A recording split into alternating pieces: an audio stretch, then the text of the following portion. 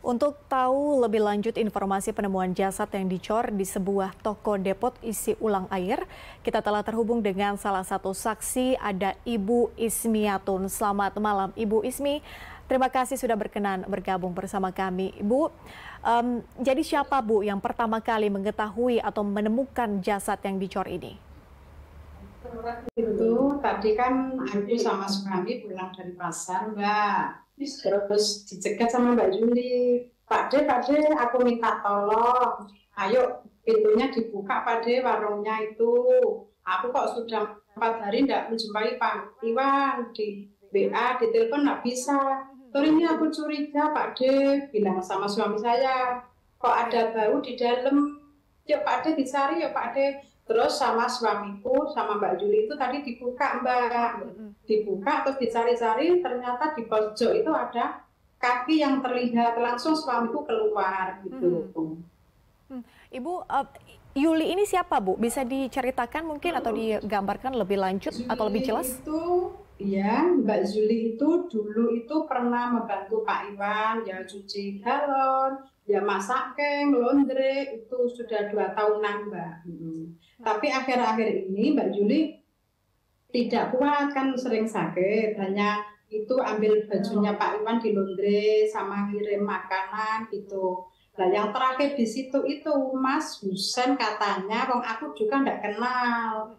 Lah Mas Husen itu baru sebulan di tempatnya Pak Iwan. Lah kemarin itu Mas Husen itu menyerahkan kunci ke Mbak Juli, kunci gudang itu, kunci kendaraan. Bu, ini saya mau pulang ke Banjarnegara, kata Mbak Juli loh itu. Terus Mbak Juli bilang gini loh, apa sudah pamit sama Pak Iwan, Mas? Sudah, kemarin sudah pamit hari Jumat, itu Mbak. Berarti ada beberapa karyawan ya, Bu, ya, pada saat kejadian? Enggak, hanya satu yang di dalam itu hanya satu. Mbak Juli kan hanya ngantar makanan pulang. Mbak Juli itu terakhir malam Kamis ngantar makanan ke situ, masih ketemu Pak Iwan, Mbak.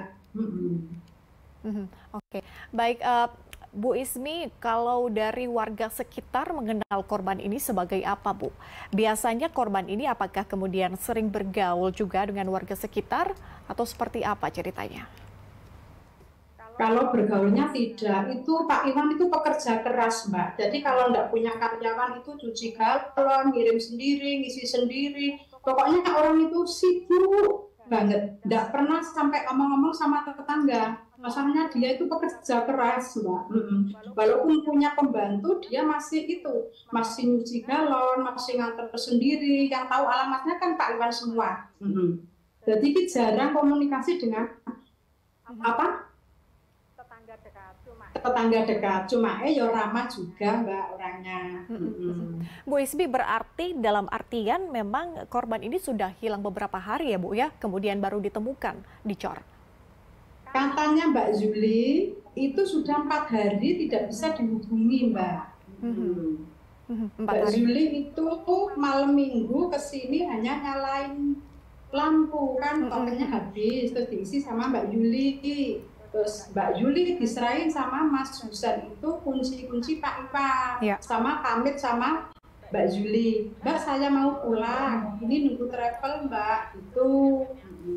Oke, Bu Ismi, kalau dari pengamatan Ibu Ismi dan juga warga sekitar, apakah kemudian ada terlihat gerak-gerik yang bisa dikatakan mencurigakan begitu ya sebelum korban hilang? Apakah itu untuk korban sendiri atau mungkin keadaan sekitar di tempat usaha tersebut? Tidak ada sama sekali, Mbak, tidak mencurigakan dan tidak ada yang dicurigai.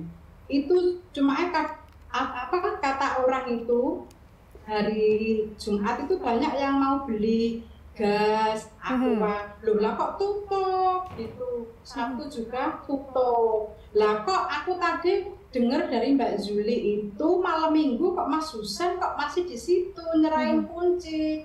Nah, hari-hari itu di dalam apa di luar saya juga tidak tahu, Mbak. Baik, kita nantikan bagaimana proses penyelidikan lebih lanjut terkait dengan kasus ini. Terima kasih Bu Ismi sudah berkenan bergabung bersama kami di Berita Satu Malam. Salam.